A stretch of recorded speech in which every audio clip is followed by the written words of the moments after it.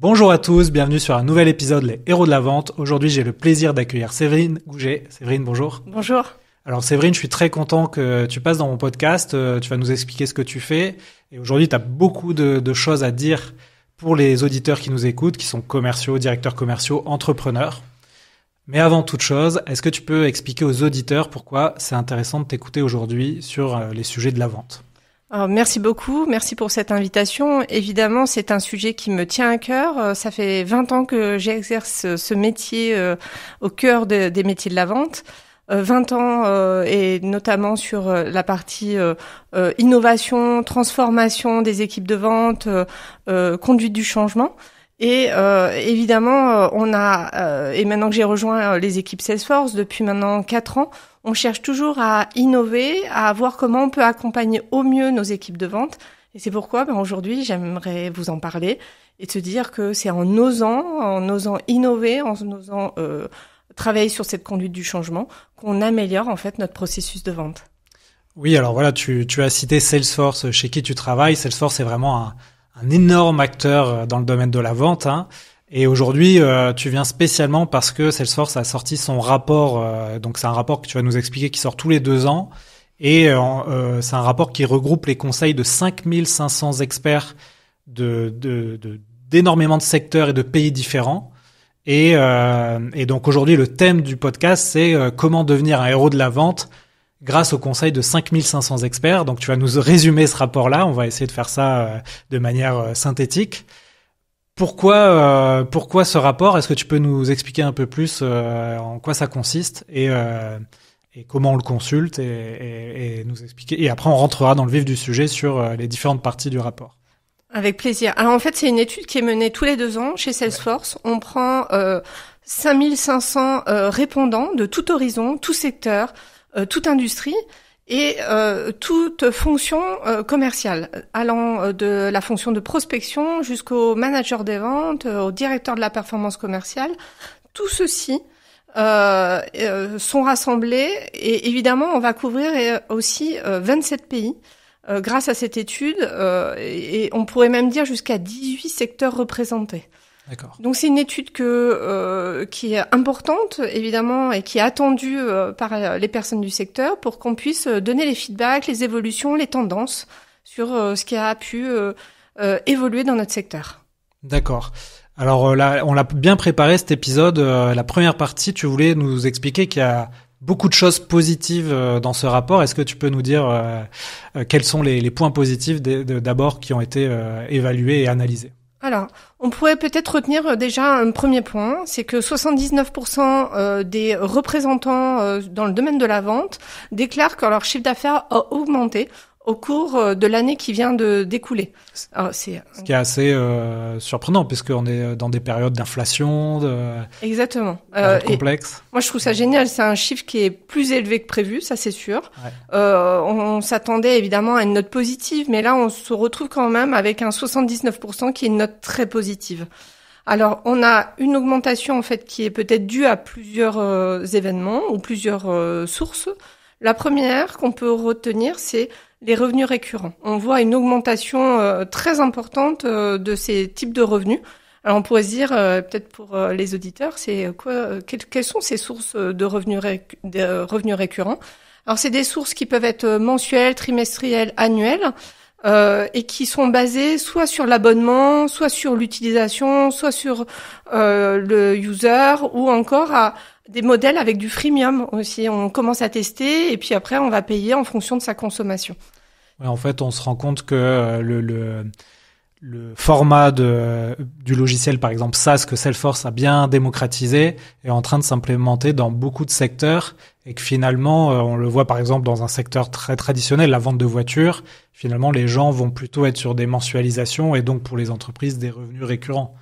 On est tout à fait dans ce modèle-là. Évidemment, ça a été déployé. On parlait du modèle SaaS, mais aussi avec l'arrivée d'un Netflix, où on voyait qu'il y a un accroissement des modèles de revenus récurrents. Mais également, maintenant, ça se démocratise dans tous les secteurs. On a vu dans les services et les loisirs, notamment avec l'adhésion dans des prestations de salles de sport.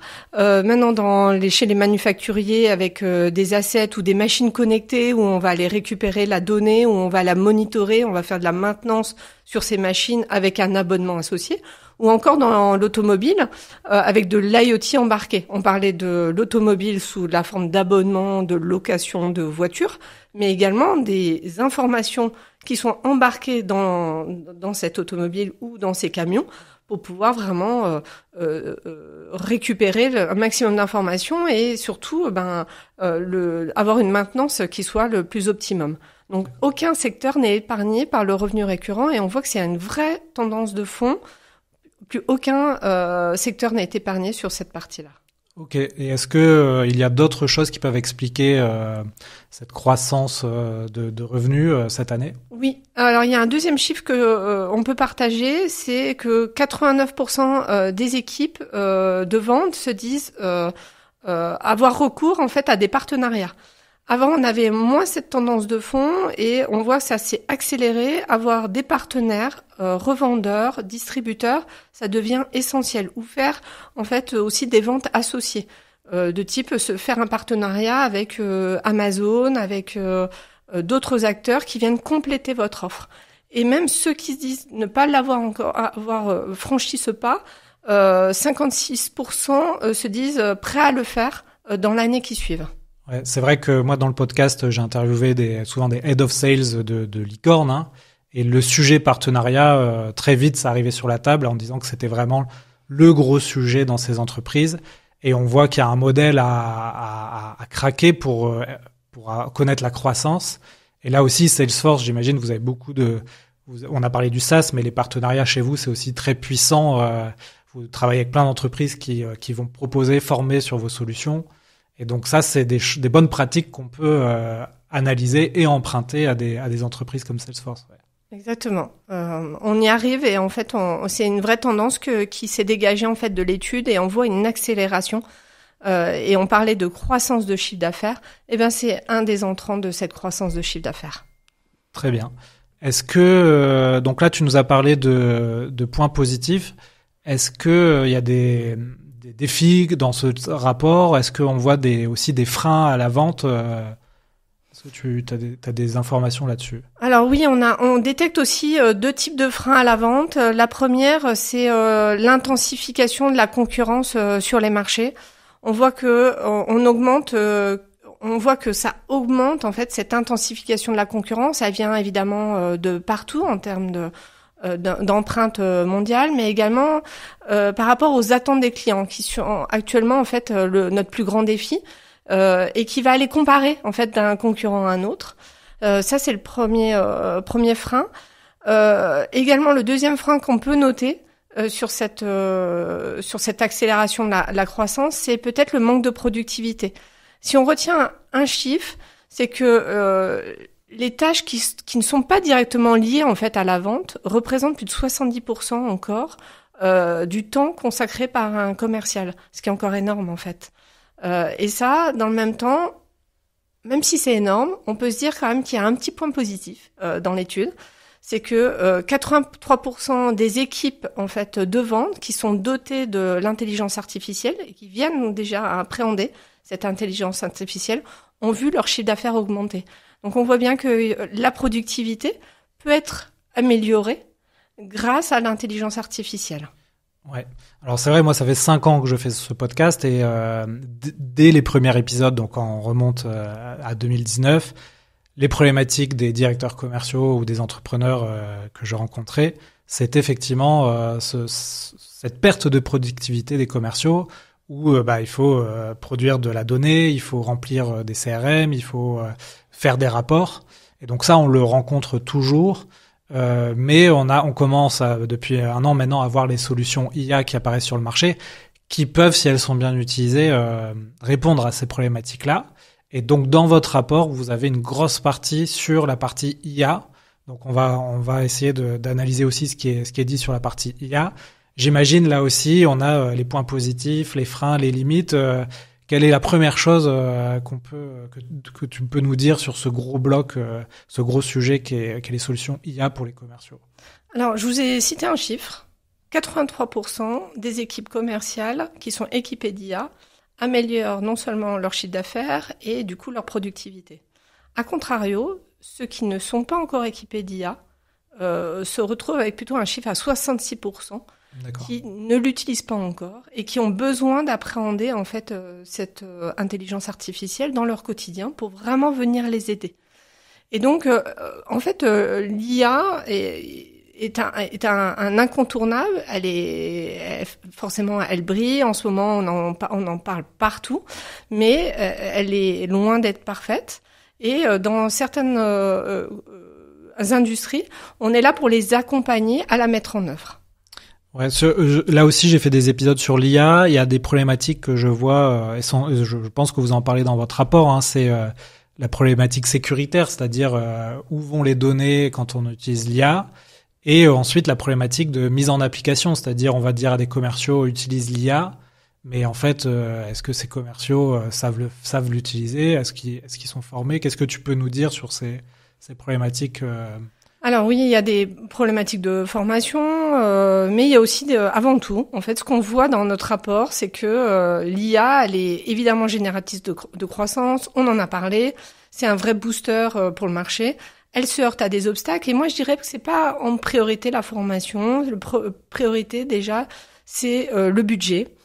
Les effectifs aussi, est-ce que on a les effectifs nécessaires pour pouvoir utiliser cette IA, voire la coder, puisque souvent c'est une vraie problématique quand on veut mettre en place de l'IA dans les sociétés. Donc on a plusieurs mécanismes derrière, et donc on est là aussi pour accompagner ces entreprises. Un des éléments qui ressort de l'étude, c'est la préparation de la donnée. La donnée, souvent, elle doit être on en parle depuis un certain temps, et ça devient une vraie préoccupation pour les entreprises, c'est que 2/3 des répondants nous affirment que leurs données ne sont pas suffisamment prêtes pour aller dans l'IA générative. Et donc ça, c'est un problème parce que, évidemment, cette donnée, elle doit être percutante. D'accord. Moi, je suis un grand fan des outils, des logiciels pour optimiser les process des commerciaux. Et bien sûr, la plupart de ces logiciels mettent une brique IA. Parfois, on sent que c'est un peu gadget, c'est-à-dire que c'est pour faire beau, on n'arrive pas trop à l'utiliser. J'imagine que Salesforce, qui est présent partout dans le monde, qui a une force de frappe importante, j'imagine Salesforce a investi beaucoup dans ces problématiques IA. Qu'est-ce que tu peux nous dire sur les solutions IA proposées par Salesforce pour les commerciaux? Et je pense notamment aux auditeurs qui nous écoutent, qui sont avides d'utiliser l'IA, mais pour leur vente. Alors c'est une bonne question, et en fait on a vraiment changé de paradigme. Ouais. On a sorti depuis quelques jours ce qu'on appelle une solution prête à l'emploi avec Agentforce. Agentforce, c'est en fait de l'IA qui devient autonome au service de l'humain, conçu pour augmenter, en fait, on a parlé de productivité, la capacité des employés à gérer des tâches. Dans divers domaines, alors on peut parler de service client, de marketing, de commercial ou de site internet. On vient vraiment aider avec une solution configurée, on appelle ça des agents, pour accomplir en fait des tâches spécifiques qui sont déjà préconfigurées, comme on peut citer la gestion d'une campagne marketing, du coaching de sales, où on va l'aider à se former ou s'auto-former et voir en fait quel est le traitement des objections par exemple. Et ça c'est assez puissant parce que vous avez un vrai assistant qui vous aide dans votre quotidien et qui va apprendre. Alors, ce que l'on souhaite faire en fait avec cette solution d'IA autonome, c'est de rendre plus accessible en fait l'IA, parce que tout à l'heure on a parlé de freins en termes de sécurité, d'accès à la donnée, de formation. En ayant une solution prête à l'emploi, en fait, on permet à des clients qui, tout à l'heure, tu disais qu'il y avait eu peut-être des problématiques de mise en œuvre, d'appétence. et ben là, de se retrouver avec une IA générative qui n'est pas consommatrice de ressources et qui est peu consommatrice de temps, avec 0 code. Donc elle est vraiment mise en application à l'intérieur de notre outil. Maintenant, peut-être... quand on me parle d'IA pour les commerciaux, effectivement, j'imagine ou je rêve de solutions de coaching, de prospection aussi, et aussi on l'a dit, les commerciaux sont vampirisés par énormément de tâches annexes à la vente, et donc je rêve par exemple de solutions qui disent aux commerciaux, attention, il faut que tu fasses ça, il manque ça, il y a telle étape que tu dois faire qui est importante. Est-ce que c'est ça que Salesforce met en place? Est-ce que tu peux nous en dire un peu plus? Oui, c'est un vrai agent de raisonnement, en fait. Quand on parle de agent de force, c'est un agent de raisonnement qui est mis sur 5 piliers. Le premier, c'est de se dire par rôle, et là on parle des sales, des vendeurs, des commerciaux, des managers commerciaux. Donc par rôle, on va avoir justement un agent de force à disposition. Puis après, on va aller travailler sur leurs données, qu'elles soient structurées ou non structurées. On n'a pas besoin d'attendre que la donnée soit suffisamment structurée. Elle est disponible, que ce soit dans le CRM ou on va aller le chercher à l'extérieur. Et on va aller en fait mettre en place des actions pour eux. Alors des actions qui peuvent prendre en fait différentes thématiques. On a parlé de coaching, on a parlé de peut-être de prospection, de prochaines actions à faire en fonction de ce qu'il a déjà réalisé avec son client. Et en fait, ça s'appelle du séquençage. On va l'aider en fait dans chacune de ces étapes pour qu'il devienne autonome, mais également que peut-être le parcours soit différent en fonction de son vécu, en fonction des données clients qu'il y a à l'intérieur évidemment de son CRM. Et c'est ça en fait qu'on a déployé avec évidemment en prisme cette gouvernance de la donnée et de la sécurité pour que évidemment cette donnée soit la donnée de l'entreprise et qu'elle soit gardée en sécurité. Ouais, je réfléchis à des cas d'usage, mais moi j'avais essayé par exemple sur le cas d'usage de la prospection avec ChatGPT de me dire liste-moi fais-moi un fichier avec des entreprises de tel secteur, avec peut-être des noms de personnes à contacter, et idéalement avec des emails. Alors, ChatGPT m'a sorti une liste d'entreprises avec les effectifs, le secteur, mais il n'est pas allé jusqu'à la personne et encore moins jusqu'à l'email. Est-ce que on pourrait imaginer ça dans Salesforce ? Alors, tout à fait. C'est d'ailleurs ce que l'on veut mettre en place et ce qu'on a mis en place pour nos clients. En fait, c'est vraiment de transformer l'acte de vente et on vient l'appréhender comme une aide donc à toute personne qui va l'utiliser. Comment ? En fait, il devient intelligent. On peut résoudre des problèmes de prospection, de filtre sur certaines données suivant la source de données, que ça vienne de différentes sources comme tu viens de le citer. Mais également, en fait, on peut aller réduire le cycle de vente, on peut aller vraiment l'aider dans sa transaction. On pourrait peut-être citer même un autre exemple. Oui. Typiquement, c'est résoudre des problèmes de commande plus rapidement avec une meilleure satisfaction client.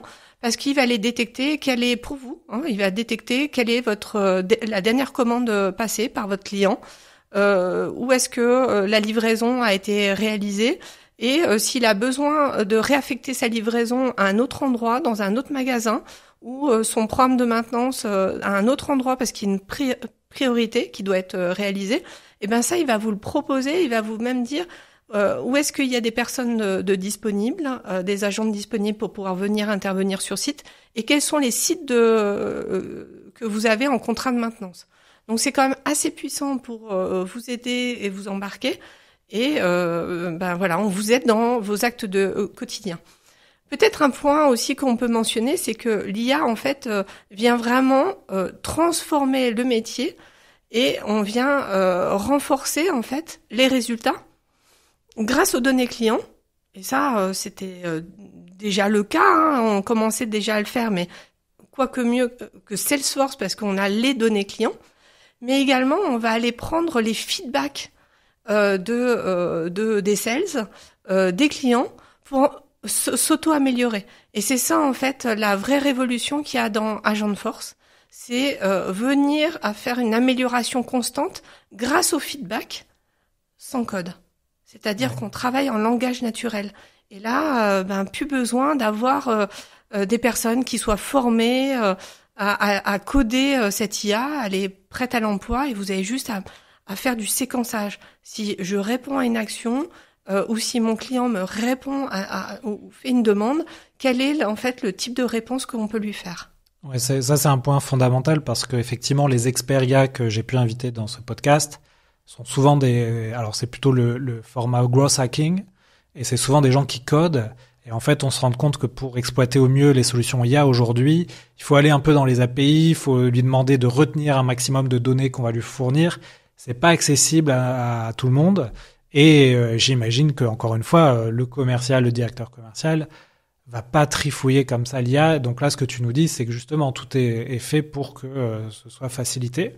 Est-ce que tu as parlé un peu de maintenance? Est-ce que tu as d'autres exemples sur différents secteurs? Moi, c'est vrai que j'ai mes exemples un peu tech, logiciels, etc. Est-ce que tu as d'autres exemples d'utilisation de ces solutions? Oui, alors on a par exemple l'entreprise Crex qui fait que il nous relatait, et c'est un exemple de Cory Brent, qui est responsable des opérations de vente. Et je trouve assez sympa d'entendre qu'il nous dit les affaires en fait se concluent souvent au cours d'une conversation.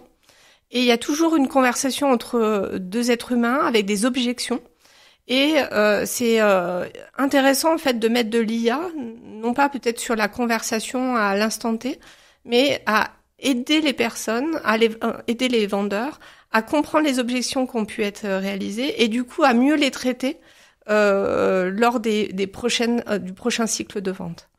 Donc là, c'est ce qu'on appelle le coaching, vient vraiment l'aider au moment où il en a le plus besoin, soit en temps réel, puisque évidemment, comme on va se nourrir de ses feedbacks, à la prochaine conversation, il va pouvoir lui suggérer directement des types de réponses qui soient cohérentes avec le secteur, avec son type de client, avec la demande de son client. Mais et également l'aider pour ses futures acquisitions, ses futures ventes. On a également en fait chez Ecovadis, il y avait un témoignage assez intéressant qui disait que en fait l'approbation des devis, la maîtrise sur les remises pour les managers commerciaux n'est pas si simple que ça. En fait, il faut avoir vraiment un besoin de compréhension de toute la cascade de remises et du coup voire même peut-être qu'on ajoute des nouveaux produits, on fait de l'upsell, du downgrade, du upgrade de produits et ça a un impact sur les remises et donc venir aider ces vendeurs et ces managers de vente dans l'approbation de ces devis, peut-être ça peut être aussi un bel axe d'aide embarquée pour les commerciaux. Donc on voit que le champ des possibles il est incroyable pour la vente. Ouais, effectivement, il y a plein d'idées pour optimiser le temps des équipes, des forces de vente. J'imagine que ces outils aussi, et j'ai vu dans le rapport qu'il y avait un chapitre là-dessus. Ça permet aussi aux entreprises de proposer des évolutions à leurs équipes, à leurs forces de vente. Et ça favorise à une entreprise de maintenir les talents et d'éviter une autre très grosse problématique dans la vente dont je parle très souvent dans le podcast, c'est le turnover finalement des talents. Qu'est-ce que tu peux nous dire là-dessus? Alors, l'étude montre qu'en fait le taux de rétention est plus élevé qu'il y a encore 2 ans. Ça, c'est aussi un deuxième chiffre. J'ai que des notes positives à vous dire aujourd'hui. Nous étions à 25% sur la dernière étude, alors que on était même à 25% il y a 2 ans, et là on est passé à 18%. Donc le taux de rétention vraiment s'est abaissé. Alors évidemment, pourquoi? C'est depuis 2 ans, il y a eu non seulement une augmentation des salaires, il y a eu aussi une augmentation des conditions de travail, de la charge de travail. Et puis également une vraie volonté d'améliorer ou plutôt de communiquer sur la culture d'entreprise. Donc ces éléments-là ont fait que les talents se disent prêts à rester et à être satisfaits de leur entreprise. Donc là aussi, c'est un point positif. Oui, puis surtout, on pourrait penser justement qu'avec l'avènement des solutions d'intelligence artificielle, on a plutôt des licenciements, et on a vu dans certaines entreprises que ça pouvait être le cas. Mais finalement, si on prend de nombreux pays, de nombreux secteurs, c'est cantonné à certaines entreprises. Mais la plupart des entreprises, tu nous dis, en tout cas dans le domaine qui nous intéresse, la vente B2B, c'est plutôt des secteurs qui vont garder leurs talents plutôt que de les perdre. On est exactement là-dedans. En fait, il y a vraiment une grande confiance sur cette partie. Alors, pourquoi ? Parce que le métier se transforme. On voit bien, on n'est plus à se dire l'IA va remplacer l'être humain. Bien au contraire, et d'ailleurs, c'est le credo de Salesforce, c'est de dire on a besoin du feedback des humains pour pouvoir améliorer l'intelligence artificielle, mais surtout, ça vient aider dans notre acte au quotidien. Donc, ça vient favoriser cette rétention des talents, parce qu'on n'est plus à faire des tâches chronophages ou à perdre du temps sur des activités qui sont non sales. On se rappelle, au début, je disais 70% du temps d'un sales n'est pas consacré à la vente. C'est énorme. Donc, si l'IA peut venir aider à ça, et du coup, que vraiment, en tant que manager commercial ou vendeur, on soit dans cet acte de vente, forcément, on va être plus satisfait encore de notre travail, puisque un vendeur est fait pour être en contact avec son client et récupérer un maximum d'informations, échanger avec son client et le satisfaire in fine.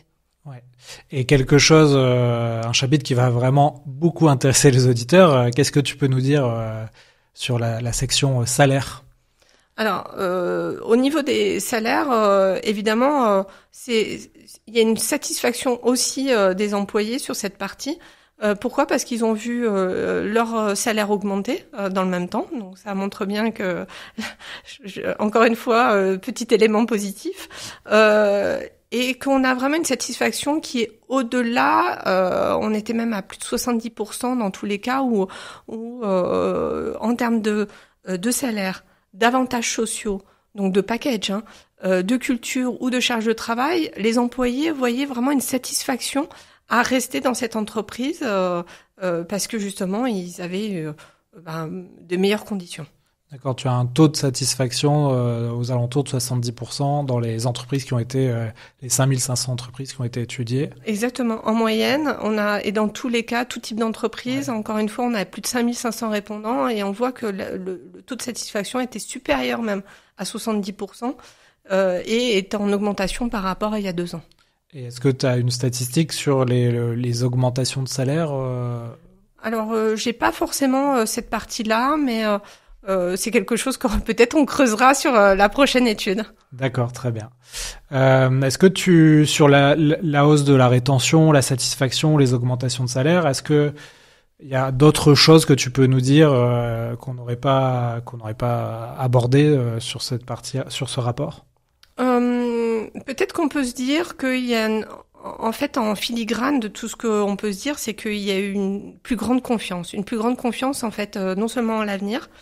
On peut même se dire une plus grande confiance aussi sur la croissance. On entend parler que le marché se contracte et en même temps, l'étude, elle est là pour le démontrer, que 82% quand même des répondants disent qu'ils croient en l'avenir et en une croissance encore de leur activité. Donc ça, c'est énorme et une stratégie de croissance avec on pourrait se dire, quelle est la prospective derrière, En fait, ils voient ça sur les 12 prochains mois, en se disant que leur entreprise va continuer à croître et que même leur habitude aussi de travail va continuer à évoluer. On va évoluer dans nos habitudes de travail, dans aussi l'intégration de l'intelligence artificielle. Et tout cela, en fait, montre qu'il y a tout à l'heure, on parlait d'innovation. En fait, on est dans un paradigme qui devient réel. On est en train de le vivre tous ensemble, et il faut l'appréhender. D'accord. Écoute, c'est encore une fois très positif parce que c'est vrai que les dernières années, on a eu l'épidémie, on a eu la crise énergétique, les guerres, et malgré tout ça, on a des entreprises qui ont répondu de manière positive aux questions et à cette étude. Donc ça, c'est quand même une très bonne nouvelle. Moi, je pense que justement ces technologies d'IA, même si ça peut faire peur, etc., on peut aussi les penser pour se dire que ça va améliorer le quotidien des travailleurs, ça va leur faire gagner plus de temps. Alors, ils vont être plus productifs. On peut imaginer que dans un avenir proche, l'ensemble de la société gagnera du temps et peut-être plus de temps pour soi, pour la vie personnelle, ses loisirs. Donc ça, c'est moi mon côté positif quand je vois des études comme ça sur l'IA, sur le secteur que je connais bien, la vente B2B. Ça me donne plutôt confiance plutôt que peur sur ces solutions qui apparaissent, ces solutions technologiques. Donc, je ne sais pas si tu as un avis là-dessus aussi. C'est exactement ça. En fait, on voit que on a parlé avec beaucoup de transparence, d'obstacles, mais également d'avantages. Et on voit quand même qu'il y a beaucoup plus d'avantages. Enfin, en tout cas, l'étude le montre bien. Ouais. Et que on accompagne aussi cette transformation. Nous, typiquement, on l'accompagne parce qu'on se dit que c'est important pour l'acte de vente d'avoir une stratégie de vente qui soit accompagnée. Et comment on fait? En fait, on prend, évidemment, on a parlé d'intelligence artificielle, mais on accompagne toutes nos entreprises dans cette évolution. Alors, comment on fait? On leur met à disposition, par exemple, évidemment, les agents de force prêts à l'emploi, mais également un site de formation en ligne.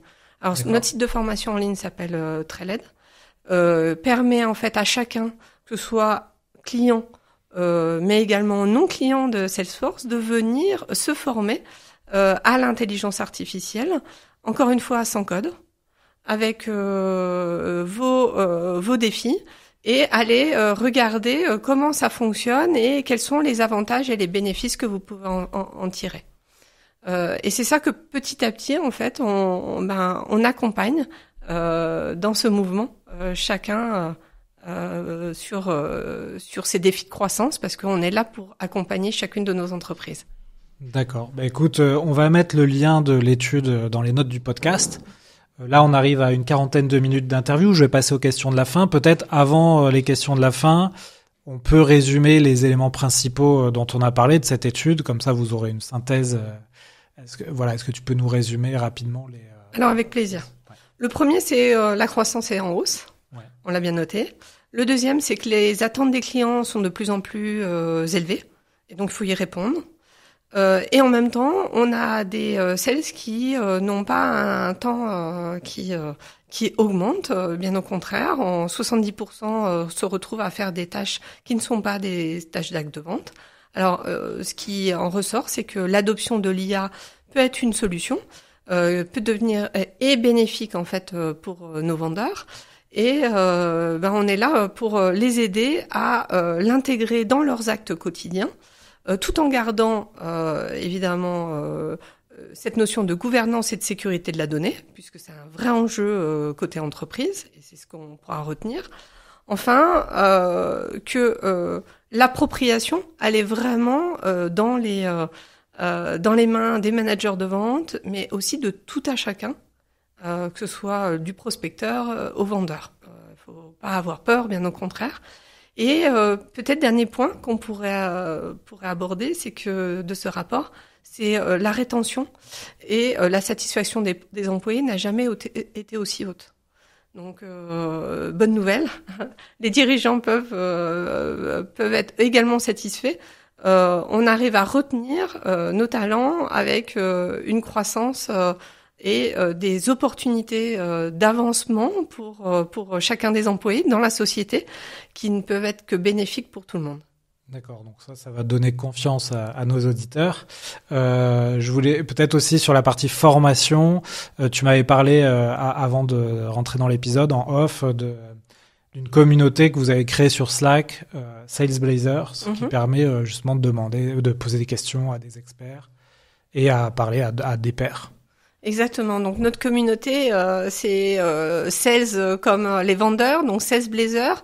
Elle est disponible sur Slack et en fait chaque personne qui a envie de se connecter peut le faire gratuitement. Donc vous pouvez aller vous connecter directement, que vous soyez professionnel chez Salesforce ou n'appartenant pas à la communauté Salesforce. À partir du moment où vous faites partie de l'environnement des ventes, vous pouvez aller vous connecter directement, aller échanger, discuter, partager vos expériences de vente pour pouvoir évidemment soutenir en fait cette croissance, échanger sur les bonnes pratiques, sur les plans d'action, sur comment en fait on opère au quotidien, peut-être soumettre une problématique. Et ça en fait vous pourrez, je vous encourage moi vivement à tester Sales Blazer, qui est une vraie communauté d'échange et qui fonctionne parfaitement bien. Je pense que vous pourrez peut-être mettre le lien directement sur le podcast. Ouais, on va faire ça. On va mettre ce lien-là en plus de celui du rapport. Écoute, merci beaucoup, Séverine, pour toutes ces informations. J'espère que vous avez tout noté, mais de toute façon, je le mettrai là aussi dans la transcription du podcast. Il me reste quelques questions avant de te laisser retourner à Lyon. Est-ce qu'il y a une chose sur laquelle tu as passé beaucoup de temps et que je devrais éviter, que ce soit dans la vente ou l'entrepreneuriat? Alors sur la vente, je passe beaucoup de temps sur les réseaux sociaux. Alors peut-être que c'est bien, mais en même temps, il y a peut-être à savoir modérer aussi son temps qu'on passe sur les réseaux sociaux. Et peut-être à titre perso, si je faisais une petite boutade, c'est que avant de regarder en fait un programme sur Netflix ou on parlait d'abonnement récurrent. Souvent on passe beaucoup de temps à scroller et à se dire quel est le bon programme. Donc moi je rêve d'une IA qui m'aide en fait en fonction de vraiment de mes intérêts, mais pas de mes intérêts au jour J, c'est va apprendre et avoir mes feedbacks et prendre en compte mes feedbacks. Ça ce serait peut-être quelque chose qui pourrait m'aider dans mes activités de loisirs. Oui, je pense que ça va arriver, voire ça existe peut-être même déjà, mais c'est vrai que la problématique de la déconnexion ou du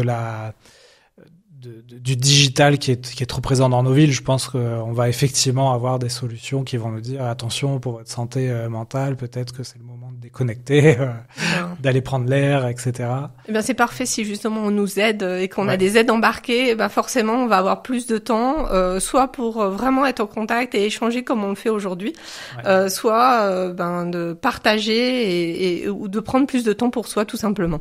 Très bien. J'ai une question empruntée à Tim Ferriss qui pose souvent à ses invités. Est-ce qu'il y a un achat de moins de 100 € qui a changé ta vie?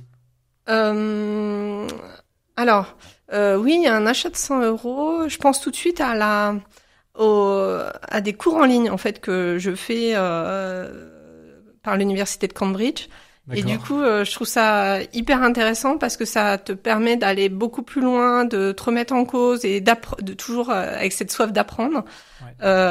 Ça c'est peut-être une petite astuce. Ça coûte pas très cher et ça permet d'être toujours dans l'acquisition de nouvelles compétences qui sont toujours intéressantes. D'accord. Et tu peux nous dire sur quel sujet tu prends ces cours? Alors oui, sur le pricing et sur comment on fait de l'intelligence artificielle avec le pricing pour optimiser en fait ses prix en fonction du coup des feedbacks que l'on a des clients, mais également de feedbacks qu'on pourra avoir des renseignements qu'on opérerait sur Internet afin d'optimiser vraiment son pilotage de la marge, mais également optimiser in fine peut-être la production aussi, puisque évidemment plus on va faire des actions sur nos prix, peut-être plus il va y avoir une corrélation sur notre cash flow ou sur notre stock en usine. Ok, écoute, tu nous diras quand tu auras fini ces cours, on pourra faire un deuxième épisode sur ce sujet, qui est aussi un gros sujet. Écoute, j'ai une dernière question. Je te laisse une carte blanche pour inviter quelqu'un dans ce podcast. Tu la donnes à qui? Alors moi, instinctivement, je dirais Arnaud Souton, qui travaille chez Geodis et qui est un super directeur de la performance commerciale, entre autres, avec ses nombreuses casquettes qu'il a déjà eues ou qu'il a, et qui sera, je suis sûre, encore nous donner d'autres axes de réflexion sur comment devenir un héros de la vente grâce à toutes les actions qu'il a pu mener à travers son entreprise. Bah écoute, très bien, je vais contacter Arnaud, je vais lui proposer de passer dans le podcast. Écoute, merci beaucoup Séverine, ça a été un podcast très complet, très intéressant. Comment on fait pour te contacter si on a envie de poser des questions sur ton métier, sur Salesforce, voire postuler dans tes équipes? Eh bien, je laisse mes coordonnées à l'intérieur du podcast et évidemment avec plaisir pour échanger. C'est toujours un grand bonheur de pouvoir échanger. Vous l'avez compris, on en a besoin tous les jours et évidemment, je serai ravie. D'accord. Bah écoute, merci encore. Pour les auditeurs, donc vous nous avez peut-être vu sur Spotify, Deezer, Apple Podcast. Sachez que c'est aussi présent sur YouTube, Facebook et même Twitch maintenant. Donc n'hésitez pas à aller sur ces réseaux si vous préférez ces réseaux. Et je vous invite bien sûr à vous abonner à la newsletter Les Chroniques de la Vente où je mets encore plus d'infos autour de chaque épisode. Donc Séverine, à bientôt. Merci. Et faites de belles ventes. Merci beaucoup. Au revoir. À bientôt.